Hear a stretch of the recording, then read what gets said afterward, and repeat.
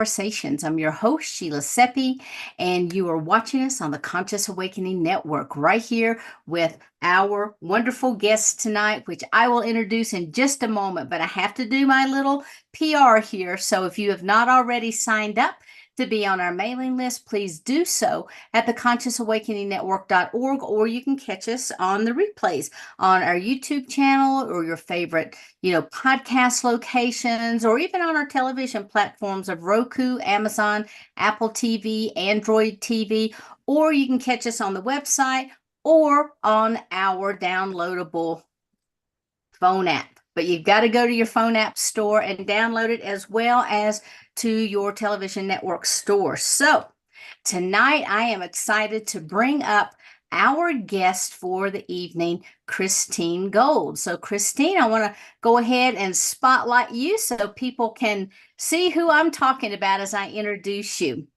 So, Christine, obviously, is our guest tonight. She is an author, a psychic medium. She's an empath, an empowerment coach, an old soul healer, Reiki master teacher, and pet nomad. Her first book, Intuition Saved My Life, is her spiritual awakening memoirs.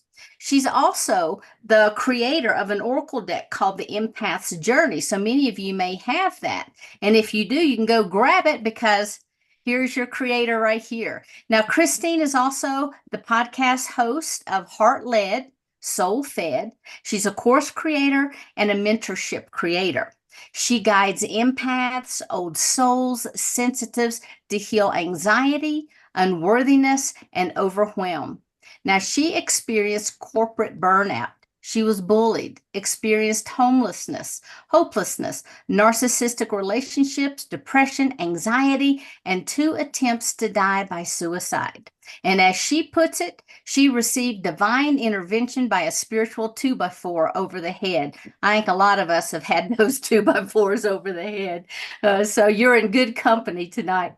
She went from nearly dead to living her soul's purpose as a medium, a healer, and a chaplain. And tonight, she will share how we can tap into our intuition through our sensitive superpower. So, Christine, welcome to Cosmic Conversation. It sounds like you've had quite a few trials and tribulations in your life.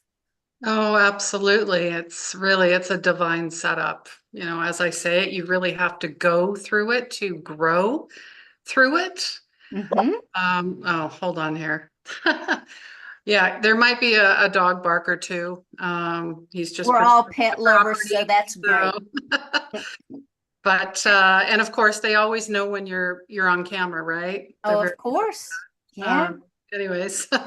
So now, as I read through your bio, I noticed that you're also a medium, and I was wondering if you could share with us a little bit about how you came to be a medium. Well, I've actually always been as a child, but as many people that I've interact with, and many of the clients I work with, and many of the women that go through my mentorships, they had to shut it down because it was not safe to tell people I speak to my grandma, I see auras, I speak to the animals, the plants, whatever it happens to be. You get looks of shock and horror and religious wounds, and we don't talk about that here, and you're crazy. So you start figuring out that, well, you know what, this isn't working for me, so I'm going to try and fit in, and I'm going to wear all these different masks and people please and be codependent and be a martyr and be a perfectionist. These are all trauma. This is all triggers. This is really related to your inner child. So when I talk about sensitivity superpower, I don't know about you, but when I was growing up, I was always told to stop crying. Why are you so emotional? You're crazy. You get all these labels because really it has nothing to do with you and everything to do with them. You make them uncomfortable. I say I'm a bit of a shadow eater. I say I trigger people's demons. Whatever work needs to come up, comes up. And I used to take it personally, and now I don't care. I really don't. And it's just a matter of being responsible and accountable. And that's part of the podcast that I have. It's called, Heart Led, Soul Fed, but it's about practical spirituality. Mhm. Because when I worked with my mentor, she's an internationally known medium out of Edmonton, Carmel Joy Baird. She said your anxiety and depression are highly linked to your intuitive gifts. Let's develop them. No one's ever said that to me. Usually they give me a pill for depression or anxiety, or, oh, maybe you need to do this, you need to do that, you need to go see a therapist. I'm not knocking any of that. However, for me, it re-triggered everything. So I really had to do the work. And it's about getting into the body, because at some point, like I said, I shut it down. So I was completely disconnected from who I truly am at a soul, and who we all are at a soul level. You're perfect. God does not make any mistakes. There's a reason why our fingerprints are unique, right? So don't try to be like everybody else. Be yourself. Yeah. Many of us are, well, especially since 2020, having an identity crisis. I don't know who I am. I don't know what my purpose is. And let me tell you, your purpose is not your job. However, the caveat is, if you really enjoy what you do, then amazing. And it's really, your only purpose is to be happy. So how can you find more ways to experience joy and be happy? Nice, nice. Now, you said that you have been kind of like a medium all of your life. Have you Mhm. always done this type of work, or did you have other jobs before this became your life path? Oh, yeah. I went into sales, into the corporate world. I was already counseling and helping people for 20, 25 years. I have a degree in business admin as well, in marketing. So people would naturally just start talking to me, right? And I wanted to solve their problems, because I had that. One of the wounds is being a fixer, because I identified if I fix someone's problems, then I get a gold star. I get something out of it. I feel good. But that's where the power struggle comes between the empath and the narcissist, which I can talk about later. I mean, that's one of my most attended workshops. Is It's a trauma wound that started from childhood. I mean, because everybody seems to throw that around. Oh, that person's a narcissist, or I'm an empath, and then there's a dark empath. And it's like, whoa, okay, too many labels. We got to stop doing that. Right, And just, right. Well, just own it and say, you know what? I have some narcissistic traits. We all do. We have an ego. But here's the problem, the ego drives everything. And that's what happened to me when I got into the corporate world. I started competing with 30 other sales reps. It was all about me getting my titles, my certifications. It was never enough. I drank too much, I ate too much, I smoked too much. It just never filled the holes that, were in my soul, that could not be filled from material external things. yeah. It's an inside job. It always has been. But it really comes down to abandonment and worthiness. And those are the women that I work with. Mm. And they also have ADHD and ADD, 40 plus, a lot of corporate burnouts, a lot of nurses, a lot of service caregivers. Yes. Right, That is not who you are. That's not your identity. And they're like, I think I'm a healer. I'm like, no, you are a healer. Own it. Own right. it, embody it, step into it. What does it feel like? What does it look like? What does it taste like? Like, get into your clairs. I talk about the 8 clairs as well, because intuition's a muscle and it must be developed. But it has to do with more of your inner child reclamation, your chakras, your energy centers, your vortexes, and really trusting yourself and getting into your body and quieting your mind so you can receive the information, because spirit speaks a language, a different language. And I also recommend to keep a book of signs and symbols, because that's your unique language for spirit. Mm. And the more that you identify with the signs and symbols, the more you will not ever go, oh, I don't know if that's intuition or my ego, or I don't really trust that. Mhm. But it sits in the Yeah, gut. And that's why a lot of us have digestive issues as well, because we and we're digesting things that just don't align with our soul. We're right. So, going along to get along. Any peacemakers in the room? Enough of that. Enough of that. Anybody, boundaries? I teach people boundaries. I mean, one of my most watched videos on YouTube is 5 steps to stop a bully, and it works for kids too.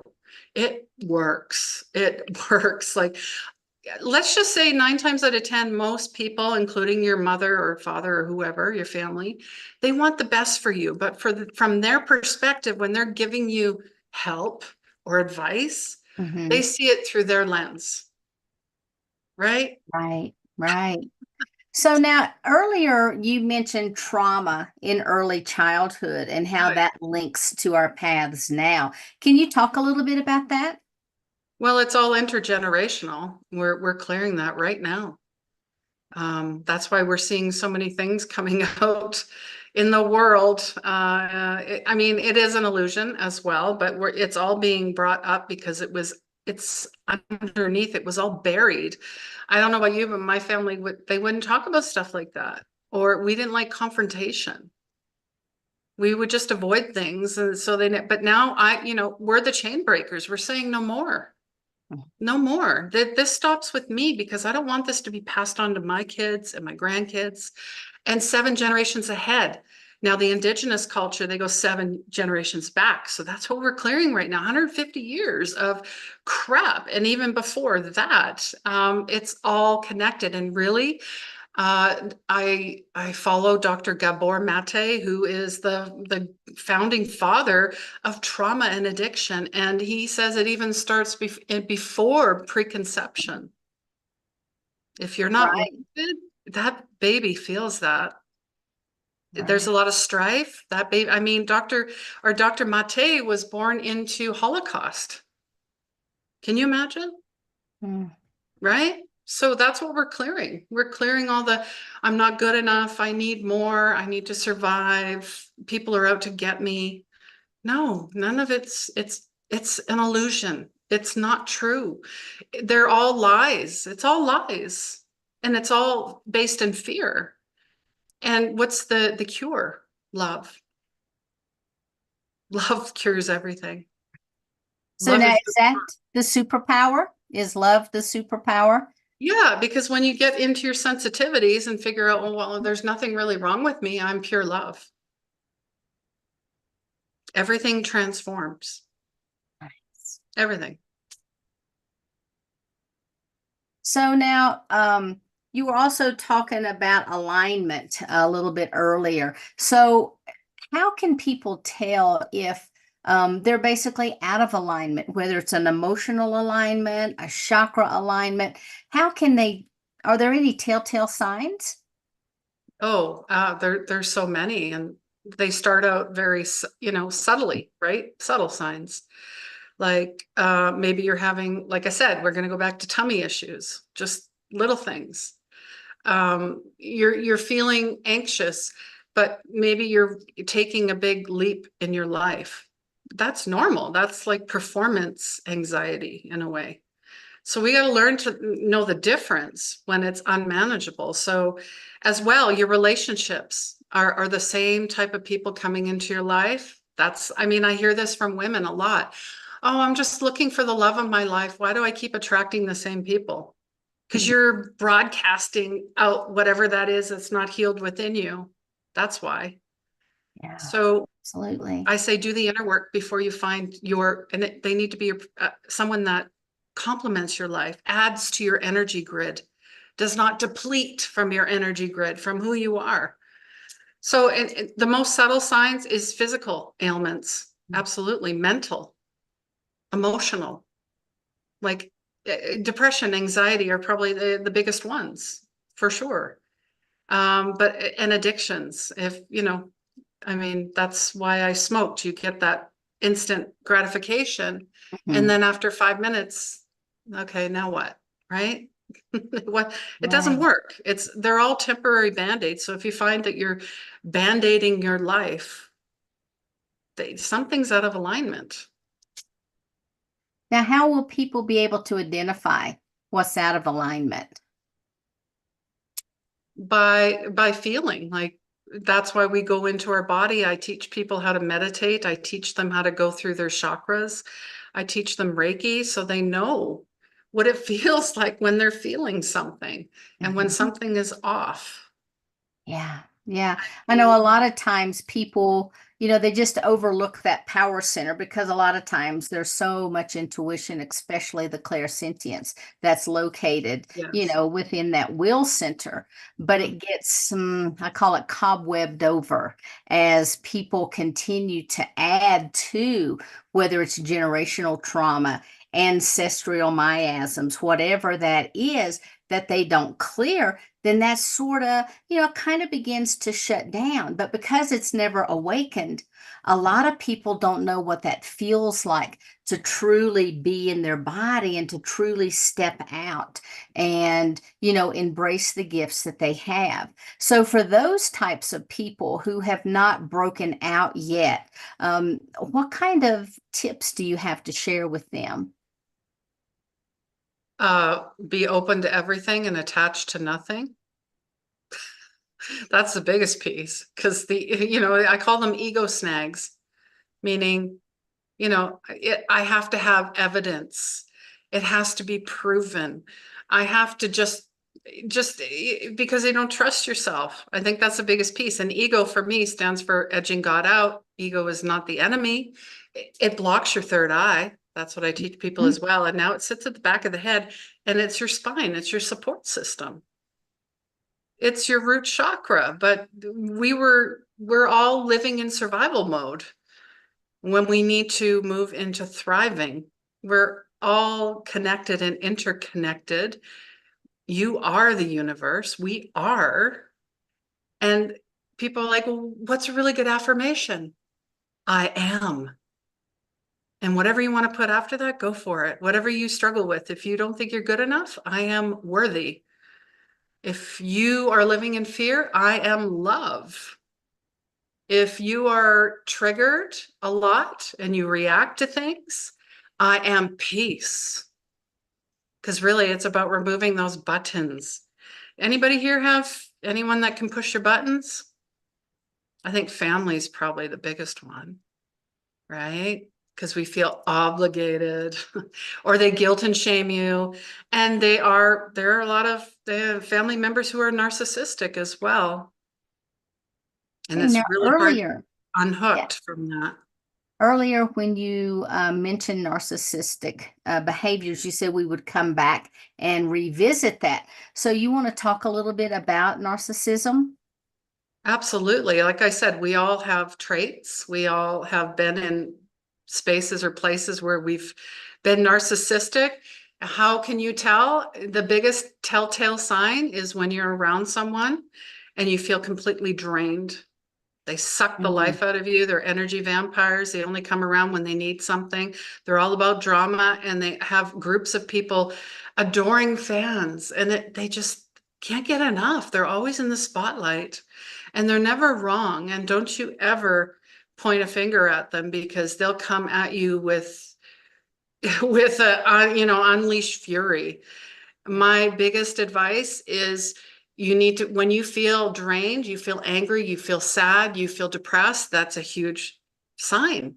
I don't want to call them red flags because I think we pay attention too much to the red flags. Let's go for the green ones where we're like, oh my God, this person feels so nice around. I just love their energy. That's my tribe. Those are the people that I'm inviting into my life. Those are the experiences that I want, right? So for narcissists, you gray rock them because if you give them nothing, you get nothing back because they want a reaction out of you. So give them nothing. Then they're going to go look somewhere else for their power supply. And really, it goes to their childhood.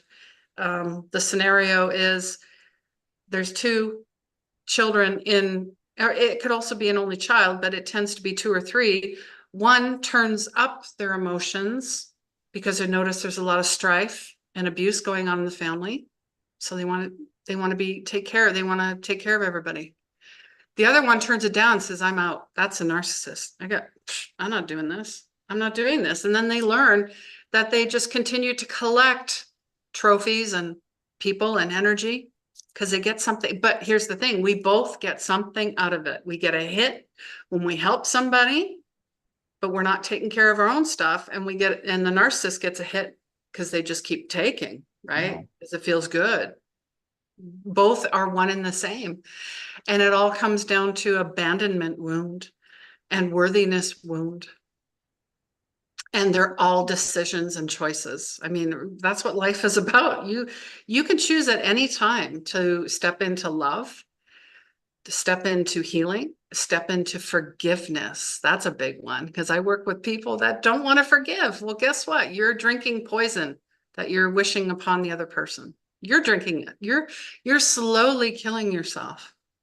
You're giving your power away to someone. No one can ever make you do anything unless you give them permission to do so. Right. Right. I want to circle back for just a moment. In your book, Intuition Saved My Life, you say that this is your spiritual awakening memoir. So I was wondering if you could share what your spiritual awakening is, how that came about to you, and, maybe talk about a little bit, not only what led up to it, but actually maybe how people might be able to identify if they're in the cusp of a spiritual awakening. Yeah. And normally I don't have my book with me, but it's here. And as you can see, there's different masks, different Hmm. faces. I mean, that's basically what that was me. I was hiding, which many of us do because we were abused or we were told we are dumb or whatever it was, right? You're not good enough. That's basically what that was. Everything led up to 2017. I could just, it's really hard to explain. It's just everything fell apart. You know, the tower card in the tarot? Hmm. Everything has to be destroyed because I was not on a solid foundation. I was on a material foundation, which was built on garbage, basically. I mean, these are all temporary things. And like I said, it all accumulated with all the addictions I had, the anxiety, the depression. I had panic attacks, and then I think my second attempt to die by suicide, which I'm very open about because I know a lot of people who are on the edge. I mean, year over year, mental health is getting worse. It's getting worse, just like divorce rates, information overload, technology speeding up. It is just too much. It is too much. And that's why we're here right now. We're here to usher this all in. So part of the awakening is you will start getting divine guidance, either through your dreams, through strangers, you're getting signs and symbols, and you start noticing things. You're like, I've never noticed that before. Or I've never seen that before. What does that mean? For me, it was a video delivered by YouTube. Very simple. And here we are, right? Saying you're whatever whatever you're going through right now is just the beginning, and you're here for a reason. You matter, you're worthy, you have a purpose. You might not know what that is right now because your ego has been leading the way, and really it's about your leading with your heart and your soul and not with anything else. And knowing that you are enough, you don't need to do anymore. There will be ascension symptoms. I mean, a lot of people I work with have migraines, they have headaches, they have stomach issues, they have throat issues. That's a throat chakra thing. And then they start to investigate their chakras. They think, oh gosh, that's like an Eastern thing. No, it's not. It's a worldwide thing. Always has been. We're a little slow in the Western world. We're just catching up to what they've known for a long time. And then they're like, okay, I'm having a Kundalini awakening. It's not a secret. It's knowing what your seven chakras are. Ding, ding, ding.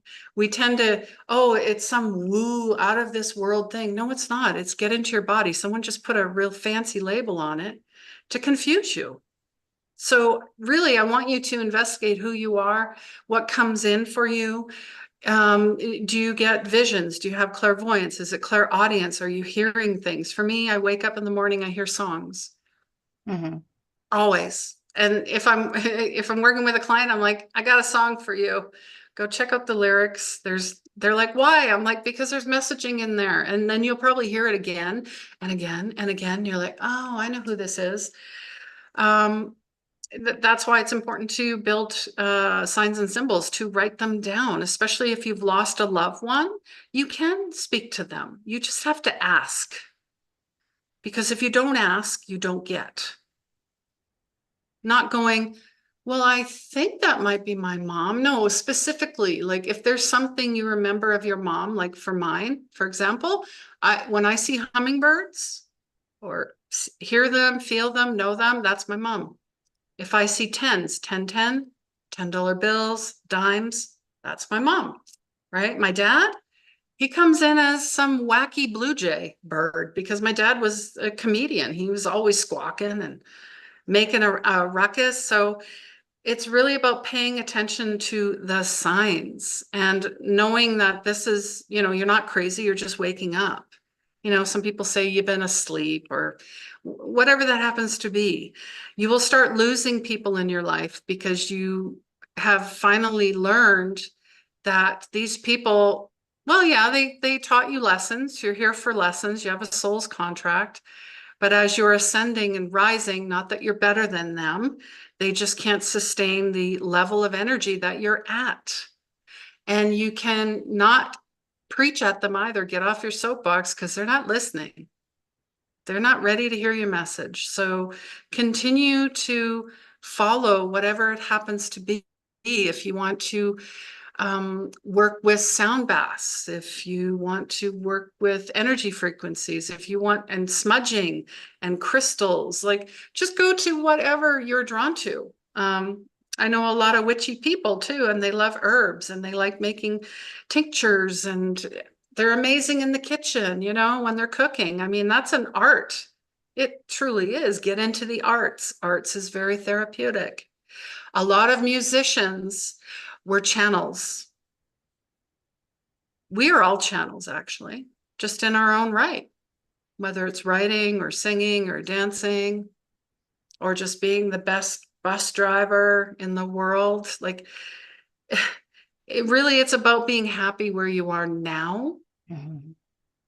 And journaling. Yes. How could I forget journaling? And writing down your dreams because you're going to start getting a lot more information. Because once you're like, oh, there's something more, it's almost like that blueprint activation. Boom, everything opens. Boom, boom, boom, flicker, flicker.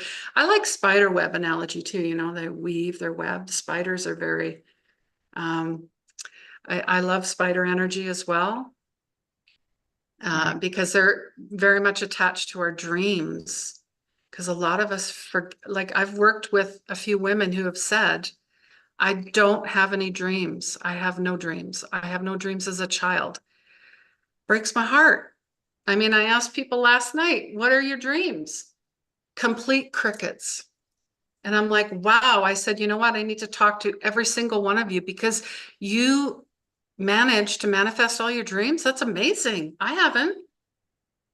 So I call BS. But anyways, I'm, trying to make it light and joke because people are holding back.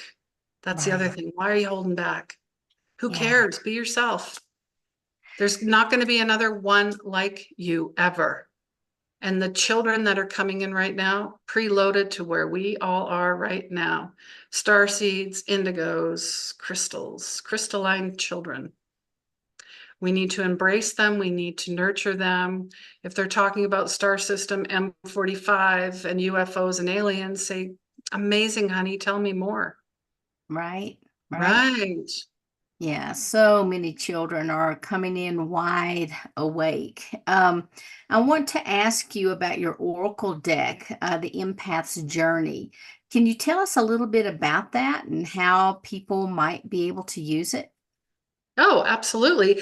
For me, I'm visual, a very visual person. I love colors. Um, and I loved working with decks because I teach people it's a divination tool. It's a way to take you out of yourself, this thinking mind, and out into where you're supposed to be, where you're getting the information.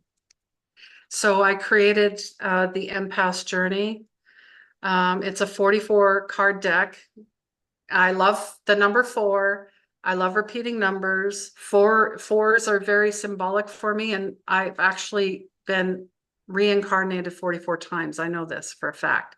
So Wow. there's a lot of symbolism in this, but it's all about my signs and symbols and frequencies and numbers that I've worked with, and moon energy as well. I find very, very important. But also embodying Christ consciousness. Because really, I believe that we are God with a spark of human. Now that triggers some people, and I'm like, well, you know what? Everybody has their own way. And I believe in all ways. There is no right or wrong. When we start getting into separation and judgment, we got to be careful. Anyways, like this one, when people see snakes, they freak out. Yee, but actually snakes are about shedding their skin, and they're about the kundalini. They're about the chakras. They're very much about your transformation and healing. And let me tell you, we're always healing, but it's a spiral. It's up. If you notice you're coming down, and it does happen, or you feel like you're stuck or you're in between, that's because you're just not ready. So working with cards, I also want to give a shout out to my son. He's an artist, digital artist as well. I asked him for this flower of life design, and this is what he came up with. So That's he's beautiful. amazing, Connor. Yeah, he's my star, my star child. He's older and wiser than I am. It's pretty amazing. He teaches me so much. We can be on the phone for 2 hours. That's how much of the twin energy that we have. Beautiful. But it's a great energy where some people don't have a good energy with their twin flame. Anyways, that's a whole nother story. So yeah, the cards, there's no right or wrong way. It's about getting your energy into them, playing with them. I watch people when they're playing with the deck. Some will knock. I like to knock. Some will use crystals. Some will smudge. Some will pray. It doesn't matter. It's all the same, right? Um, and it's really just about, like I said, getting your energy into the cards and then just finding out what comes out. Now, for me, cards usually fly out for me. Some people like to divide the deck up. It's just about having fun. Right. Just about having fun and asking open-ended questions. Because when you're looking for yes or no, who do you think's driving that? Not your spiritual self, your ego. Because you want, I need to pull another card. That's not the right answer. Oh, no, that's not it. No, believe me, I did that when I first started out. I'm like, what? That's not what I wanted. No, that's not what you want or need. It's what spirit delivers, and you have to trust it. So, Right, right. Yeah, I see Cindy agreeing with that. She's a tarot reader. We had a question to pop up, okay. totally off subject of the deck, but very much on topic of what we've been talking about tonight. And it says, how can we differentiate between experienced trauma Mhm. versus suggested trauma? Because so many people, especially teens, just absorb it from adults, their parents, social media, and they're continuously bombarding our lives with trauma topics. Then suddenly they have that trauma. I think many are on pills to cure such issues. Yeah, and I will say to the parents, stop crapping all over your kids. Go deal with your trauma. That's the problem. Truly is. Um, I get it. I was a single parent since my son was 8 months old. And it's a fine line between being a parent and a friend and a confidant. They are not your counselor. Right. Actually, that's interesting you brought that up because my son, his father is a narcissist. My son has a big heart. He's a bigger empath than I am. And he's also a counselor. So he's walking a fine line with his father and instilling boundaries with him because his dad will dump on him. And now Connor has learned to say, Dad, I don't have the capacity for this, and you can't do this to me. You actually need to talk to somebody who's impartial, and it's not me. So, anyways, yeah, suggested. it's it's really you're being irresponsible with your kids, and now you're churning out a new generation. mm, Oh, yeah, re-traumatizing. It's a really just being honest with your kids and saying, and catching yourself and saying, you know what? It apparently I need more work. I have to work on myself a little bit more, and I'm really sorry that I've done this to you. Can you forgive me? And I will impart the Ho'oponopono prayer, ancient Hawaiian prayer. I'm sorry. I love you. Please forgive me. Thank you. That's probably the biggest thing that you can do.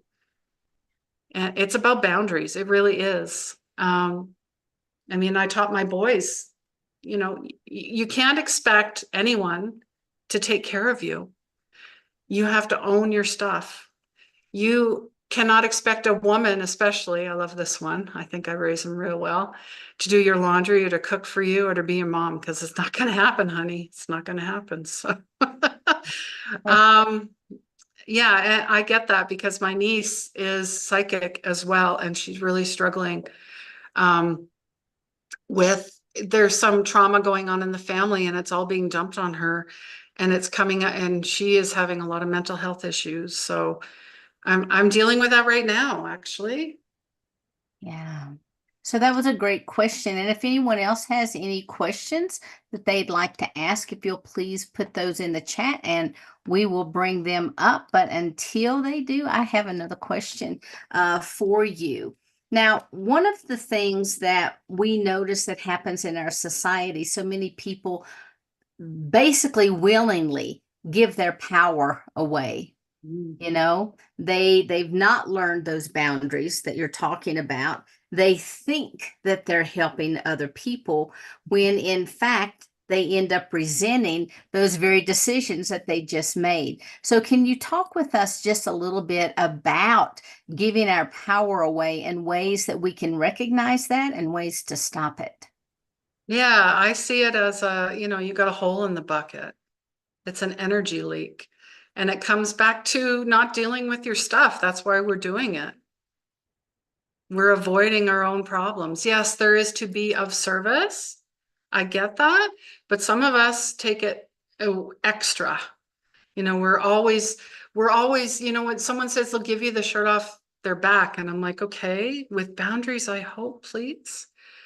Because what happens is like you said, you start giving your power away, and then you start manifesting diseases. You start picking up on other people's problems and worries. You take it home with you.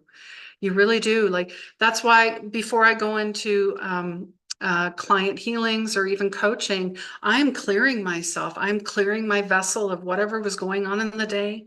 It's not my story. It's not for me to hold on to. I'm clearing it all. And then I'm shutting everything down because I don't want it to be an imprint in my soul, because it becomes very heavy. And that's what happens to a lot of us who do those things, that are always the caregiver, always the fixer, because they don't fix anything of themselves. They want to be distracted because they don't want to deal with their problems. And I will put in a piece of ADHD, procrastination. You're not lazy. You just don't know where to start because you've got 100 different ways to start. So I really get people to channel their energy, channel it, own it, and baby steps. And boundaries are baby steps. Practice in a mirror. Write down what pisses you off when you give your energy away. What happens to you? Write it down. Like you said, resentment. And then you start getting on this, I call it the crazy train, where your thoughts just take over. You can't get off the train. You're just in this resentment zone. You're just in these thoughts, these ruminating monkey mind won't stop. And then you start beating yourself up and become the inner critic. Yikes, careful. So I say, practice your boundaries, and no is a complete sentence. And watch for the repeat offenders, people that keep coming back to ask you. And when you say no, watch the reaction. You have your answer right there. That's the person you need to cut out right now. And I'm not saying ghosting. You will tell them why you are are choosing to distance yourself from you, and you will respect me. And that's it. Beautiful. Thank you. You're And we have welcome. another question about trauma and how you handle that when working with clients. A lot of my clients, including myself, have a form of sexual trauma. I believe it's 1 in 3, 1 in 4.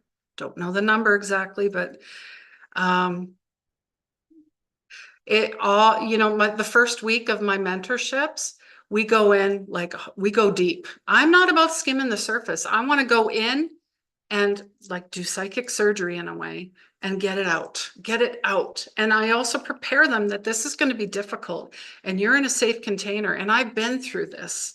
How does a lotus grow? In the mud. So you got to get in the mud. You got to get ready to get dirty. You got to get ready to go there, because my mom never unpacked her trauma. She never wanted to go there. We're going there. We're going there. And that's why you're working with me, because you know that I've got your back and the people in this group have your back. It's a safe space.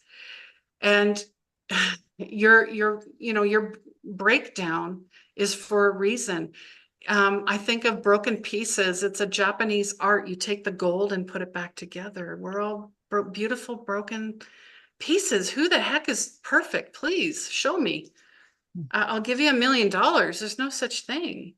You already are. That's the problem. And it goes, the first week we're going inner child. We start digging up all the stuff. And that's why I bring up a lot of women. They don't know, they don't have any dreams. They forgot their dreams. They put them on the shelf. They think, why bother? I'm Mhm. just a mom now, or I'm just a this now. I'm too old. I'm too short. I'm too fat. Whatever excuse, I I push back. I say, no, I'm calling BS. I will call BS and I will push back and say, what's on the other side of your dreams? What if? What if it works out? What if you manifest this home? Or what if?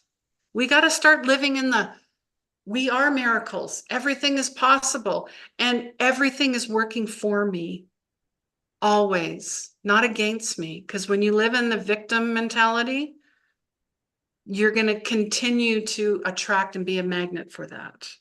Now, it has its place, and that's where we start. We start there. And there's a lot of tears. And there's a lot of writing. And I get them into more somatic things because it's really a truly an in-body but out-of-body experience. So somatic is very important. I get them to work with sound healing frequencies as well, because that helps shift energy. I'm also incorporating Reiki into my mentorships. It's a whole bunch of things. And then we work on their intuition, because once we dig up all the debris and all the stuff, they start to become to feel lighter and brighter. I worked with a woman out of France who was in a narcissistic workplace, a big corporate company in France. Her before picture and her after a year, light and dark. And that's what I navigate. We're Yeah. getting you out of the dark and into the light, who you truly are. You always have been a light. You are love. You are joy. Anyway, she wanted to quit on me a couple times and I pushed back on her. Now she owns her own midlife career skills coach business and podcast. Beautiful. Thank you. Yeah. And that's why I do the work that I do. Seeing people transform, you don't need more information. You need transformation. That's it. So, speaking of narcissists, what is the best way to heal the soul imprint of a narcissistic relationship? One lady said that she's worked with all types of different modalities and she has still not been able to completely remove that and clear it. Well, I would ask what is her interpretation of not being able to remove or clear it? Like what comes up for her? That would be my number one question. Um, it kind of reminds me of, in a way, where we question ourselves. Um, hmm, interesting. Yeah. Honestly, I don't, I'm sure she's tried, it's a bunch of trial and error. Um, She said the physical energetic imprints. mm, mm. I'd say get into the body more somatic exercises. Go lay in the middle of a field, go hug a tree, go immerse yourself in, I like hydrotherapy. I've put quite a few of my clients into cold water plunging, and then they're trying to catch their breath because it's shocking. And then we work on teaching them how to breathe properly. So they're not having that, because that's a stress, that's a reaction, that's a trigger. Mm. So if we can get them to go, oh, I'm safe, I'm clear, I'm powerful. And I'm also seeing whoever this energetic, whatever this cord is now being cut. Invoke your guides, your angels, your loved ones. In fact, bring God. God will do, half of the stuff that we ask for. You just ask God, done, done, because you already are. Um, hmm. Yeah, there's still somebody, I'm seeing somebody circling you. So there, yeah, there needs to be more smudging, more cord cutting, more renouncing. Um, huh. I'm hearing there's unfinished business here, but this had nothing to do with you. This is an intergenerational, almost like a karmic type of contract. Does that make sense? I don't know if she's done any work like that with somebody, with alternative practitioners as well that specialize in karmic ties. That's what I felt. I keep seeing this swirling, um, interesting, like a vortex. That's what I'm picking up on. So, can you take just a moment and talk to people a little bit about the importance of keeping their chakras aligned? What that feels like, how they know that they're aligned, and when they might be coming out of balance as well. Well, I believe you practice it daily. I mean, when I'm waking up, not only am I thanking God for another day on this earth because it's a gift that's not a guarantee. That goes into gratitude. So how can you be like, I've curated a gratitude journal because it's really important. It's my attitude, gratitude. Um, and I actually had just sent out a grounding audio to my community. So I do a 1 minute grounding, but then I also go through my chakras and clear, but I'm doing self Reiki. It's that's my practice, right? Everybody has their own, but going through every day, opening and closing. It's as simple as that, and grounding. And treating your body like a temple. I mean, if you're filling it with garbage, like food, people, the news, anything like that, garbage, then yeah, you will be out of alignment because you're being pulled, you're being triggered, it's almost like you're taking little hits in your aura, in your auric field. It's, and like when people say, oh, did you hear on the news? I'm like, no, tell me, because I don't watch it. Yeah. Somebody always tells me, like, and I'm like, oh, that's interesting. I kind of felt that. What I really like to tune into is the Schumann's resonance, which is the global temperature. I have a weather leg. People are like, what? Long story short, I had a blood clot in 2018, which was part of my Kundalini, all that awakening. And I triggered something in my body that was left dormant. It was attached to my heart. Anyway, long story short, it's healed, it's good. But ever since then, if there's a huge energetic event going on in the world, my leg starts, I could feel it. It starts tingling and then it'll get a little swollen. I'm like, what is, oh, so I go and look on the Schumann. Oh, okay, cool. Thanks. All right. But it's just interesting because once you're tuned in, and that's part of the chakra work, when you're feeling off balance, it it's not always you. The ego likes to tell you it's you. It's, oh, there's something wrong with you. You need to fix something. No, Go and go, oh, this is going on. That's going on. What's going on in my life? Oh, it's a global thing. Okay. So we're already connected consciously in the collective. We are shifting in the age of Aquarius. We already are in the new earth. So you will be feeling things. And there's some days where I lay in the middle of the floor and I don't get up. I just lay there. And that's the art of letting go and relaxation, which a lot of us have no idea what that means because we've been taught to be a human doing, but we're human beings. You don't need to go do something else, or you don't need your to-do list. Burn it all to the ground, I say. Who cares? Are you taking care of yourself? That's all that matters. That's really all that matters. And that's not selfish either. Beautiful. Thank you. Thank you. You're welcome. Now I have one other question about being an empath. Mm. If you could explain to people what an empath is and how they can clear energies that they may be accumulating from others. Absolutely. You wear your heart on your sleeve. You feel everything. Animals and you, right here, peas in a pod, always talking to each other. Um, Complete strangers will tell you their life story.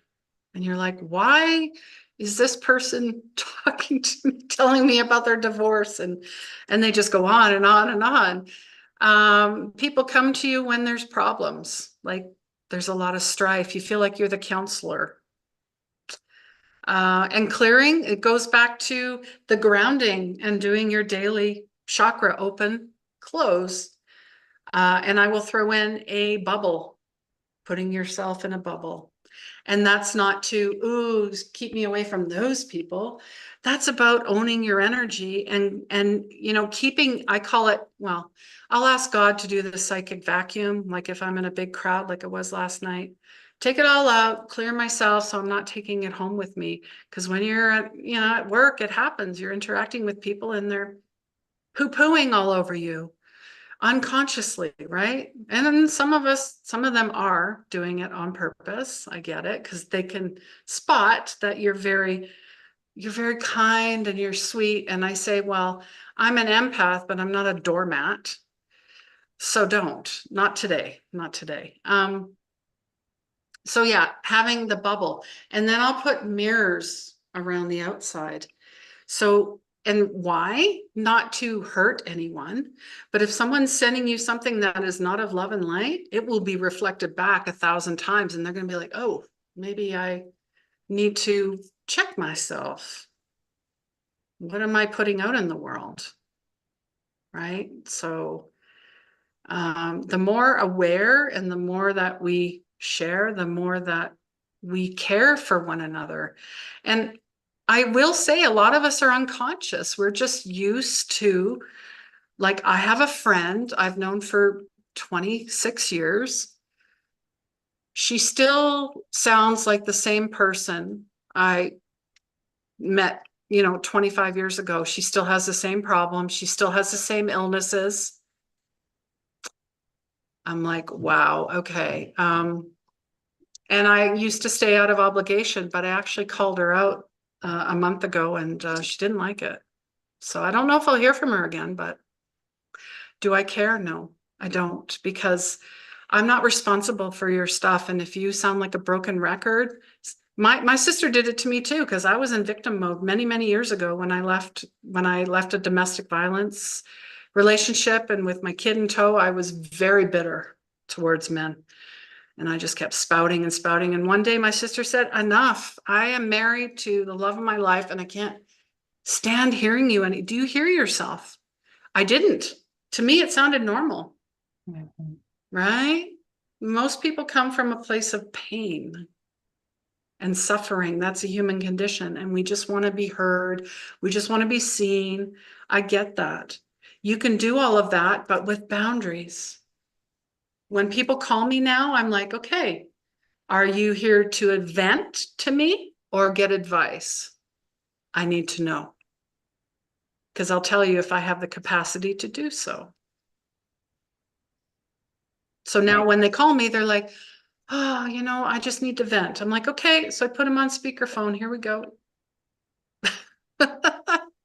At least I know what I'm going to be prepared for, because a lot of people come in and you just get sideswiped. You just get slammed. You're like, what the heck? And then you take it with you and you're like, what just happened? I feel like I've got this huge, 100-pound brick on my back. Mm. Speaking of that, when I want to go to posture, somebody brought this up. Why are like little old ladies, especially, all hunched over? Because they never dealt with their trauma. Do you see how it weighs you down?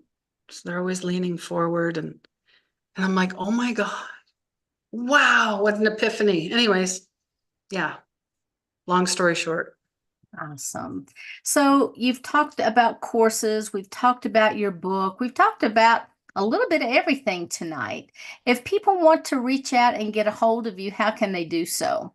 Yeah, go to my website, christine.gold. It's pretty easy. I made it real easy. And I'm on pretty much, well, most social media, YouTube, Facebook, and Instagram mainly. Okay.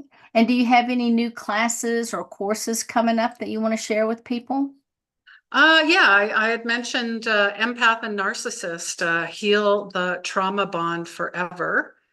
That one, I'm running that at least every 2 months. It's quite popular.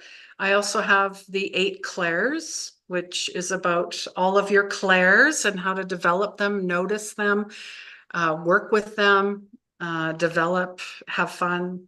It's an awakening as well. I also teach Usui Reiki, which is the ancient Japanese lineage. Because I believe once people know, oh, I'm a healer. How do I do that? Well, I'll teach you. It's easy. And then you just practice and boom, you can do it too. I mean, I say Jesus is a hands-on healer. How is it? All of us, we're all healers. But I do have my 12-week Soul Healers Method, which has a 90-day worthiness wound guarantee, which I know a lot of people don't guarantee their work. I do, because I have many, many testimonials of women that have gone from being retired to now being a death doula, from being, in a narcissistic type of relationship to now being an angel card Reiki master. Yes, I believe that's her title. Just, seeing people like just spread their wings and soar. That's what we're meant for. That's why we're here. We're not here to pay bills and die. God, we got to stop thinking that I need more money. I need more. No, you don't. You have everything. You just got to start believing that you do. Other courses, animal communication, because I work with a lot of animals. People are like, how do I know what my dog's saying? Or what's my cat doing on the Rainbow Bridge? Well, I'll teach you. In 17 minutes, you can psychically speak with your animals. Another guarantee I have. Because I've been doing the work for a long time. And then I have folks that want to step more into their chaplain type of work, working in hospices or so. Yeah, I have a couple different avenues. And then I have women that are like, well, I want to be like you, like a coach and a speaker. So I teach public speaking as well, because it is an art. And let me tell you, it is the number one fear. It is not death. It is public speaking. So, Yeah, and we all have a that story. I can believe. Yeah. Okay. Well, Christine, thank you so much for being with us tonight. I appreciate it. Everyone here absolutely loved you. We had some great comments and some amazing questions. So thank you for being willing to share those. Thank you for sharing your website. So, everyone, you've been listening to Christine Gold on the Conscious Awakening Network. I want to thank everyone so much for being here, whether you're live or whether you're listening to us on one of our replays. Thank you so much, and we hope you will check us out again another time. So, namaste, everyone, and have a beautiful and blessed evening and a wonderful week. So, good night, everybody.